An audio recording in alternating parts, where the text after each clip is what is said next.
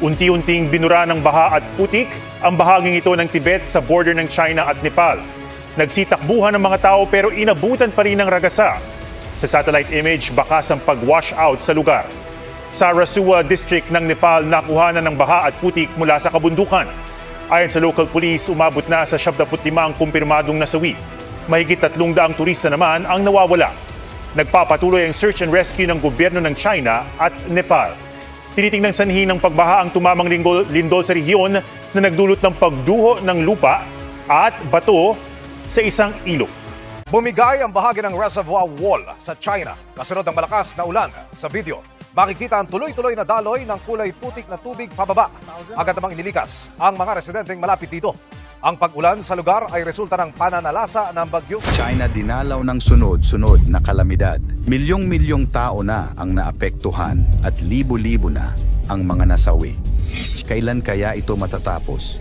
Ito ba ay karma at paghihiganti o sadyang nagkataon lamang sa bansa? China, ang bansang kumakawawa sa ibang mga bansa. Kalikasan na yata ang gumagawa ng paraan upang ipaghiganti ang mga biktima nito. Ano-anong mga sakuna ang tumama sa China?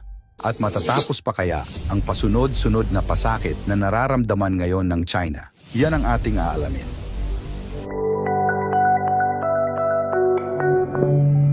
Number 1, dam failure. Halos 6,000 katao ang napilitang mag-evacuate sa probinsya ng Hunan noong July 6. News agency na Xinhua noong Biyernes ng hapon nagkaroon ng problema sa Dongting Lake. Ang lawa na ito ay tinaguriang ikalawa sa pinakamalaking freshwater lake ng China. Ang rupture sa lawa ay may lawak na 226 meter, 740 feet, na nagtulak sa mga autoridad para ilikas ang nasa 5,700 na residente. Dahil sa pangyayari, mabilis na kumalat ang balita at mabilis na kumalat ang mga litrato at video na nagpapakita kung gaano kalala ang naging pinsala ng dam failure na ito. Makikita sa mga ito kung gaano inanod pati ang mga malalaking truck at sasakyan at pagbaha sa mga kabahayan. Umaksyon naman agad si Xi Jinping at nananawagan sa agarang pagkakaayos at pag-agap sa sitwasyon. Ayon dito, ang sitwasyong ito ay kinakailangan ng all-out rescue at relief efforts para maprotektahan ang mga tao at ang mga ari-arian nito. Ang rehiyon ng Hunan ay tirahan ng mahigit nasa kalahating milyong populasyon. Binigyan naman ng karagdagang pondo ang rehiyon ng 540 million yuan o $74 million para sa naturang relief funds. Number 2, baha. Mahigit 40 plus na ang nasawi dahil sa pagbaha at pag-landslide sa Guangdong Province. Ang pangyayaring ito ay tinaguri ang pinakamatinding pagbaha sa lugar, partikular na sa Meizhou City.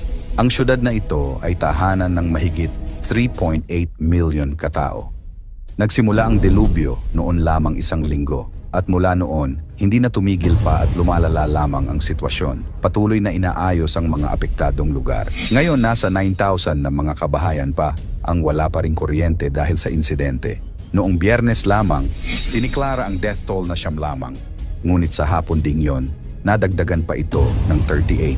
Hanggang ngayon, 2 ay nawawala pa rin. Dahil sa matinding pag-ulan at kaakibat na panganib ng pagbaha at landslide, mahigit 100,000 katao ang na-evacuate. Sa mga kalapit na probinsya, marami rin ang naapektuhan ng matinding ulan tulad sa Fujian, Guangxi at Hunan. Nirescue ng mga pulis ang mga na-trap sa lumalim na tubig malapit sa isang malaking train station. Ang malakas at malalang pagbaha at landslide ay nakaapekto sa 8 townships sa Pingyuan County. Pangatlo, highway collapse. Hindi na tinitigilan ng sakuna ang China nitong nakaraang buwan lamang ng Mayo. 48 katao ang nasawi dahil sa pag-collapse ng 60-feet segment ng isang expressway sa Guangdong Province. Ito ay bumigay dahil sa pasunod-sunod na malalakas na ulan sa lugar. Nasa 23 na mga sasakyan ang nakuha mula sa pag-rescue at 30 sa mga tao ang nasugatan. Mahigit nasa 184 square meters ng highway ang naapektuhan ng ulan at na-disintegrate. Nitong buwan lamang, inilabas ng China Meteorological Administration ang taunang Blue Book. Ito ay tungkol sa kalagayan ng pagbabago ng klima sa bansa.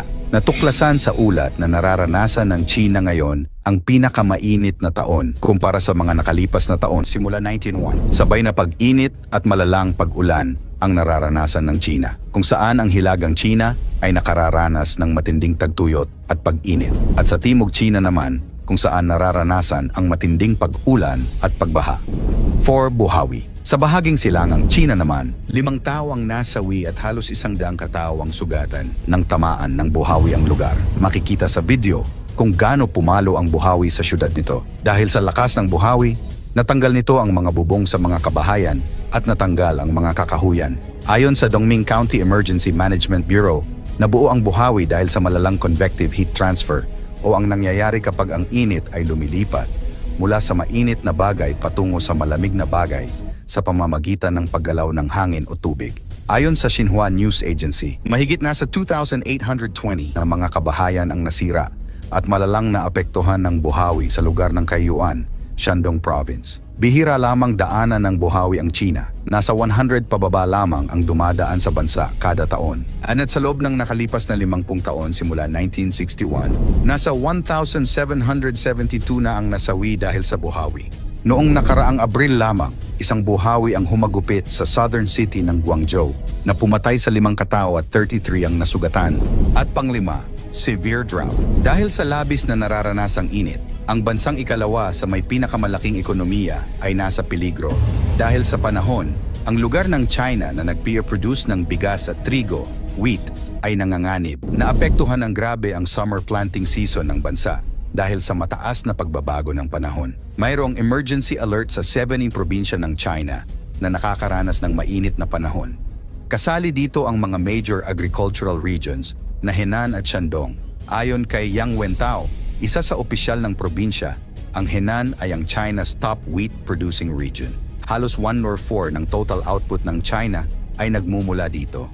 At nitong buwan ng Mayo, mahigit mas mababa ang pag-ulan sa lugar ng 70% kumpara sa nakaraang taon. Sinabi ng China Meteorological Administration, CMA, na 28 na regional weather stations ang nakapagtala ng pinakamataas na temperatura sa kasaysayan sa kalagitnaan ng Hunyo. Ang lungsod ng Fenyang sa hilagang probinsya ng Shaanxi ay nagtala ng pinakamataas na temperatura nito na 40.2 degrees Celsius, 104 Fahrenheit. Naranasan ng China ang pinakamainit na tagsibol ngayong taon. Ang pambansang average na temperatura mula Marso hanggang Mayo ay umabot sa 12.3 degrees Celsius. Ang pinakamataas mula noong nagsimula ang pagtatala noong 1961 ayon sa National Climate Center. 12 pambansang meteorological stations ang nagtala ng mga temperatura na umabot o lumampas sa mga record. Noong nakaraang taon, ito ang pinakamainit na taon sa kasaysayan ng bansa. Sa sunod-sunod na kamalasan na bumibisita sa China, kailan kaya ito matatapos? Ito ba ay karma at paghihiganti o sadyang nagkataon lamang sa bansa? Walang ibang mahika o komplikadong eksplenasyon kung bakit ito nangyayari. Siyensya na ang nakapagsasabi noon pa lamang na matindi ang bagsik ng climate change. Ang sunod-sunod na dilubyong ito ay ganti lamang ng kalikasan sa bansang may pinakamalaking ambag sa pagkasira ng mundo. Sa iyong palagay, ano na lamang kaya ang kahihinatnan ng China kung ang sunod-sunod na dilubyong ito ay hindi na tumigil pa? Ikomento mo naman ito sa ibaba. Huwag kalimutang mag-like at share ng video. Hanggang sa muli, salamat at God bless.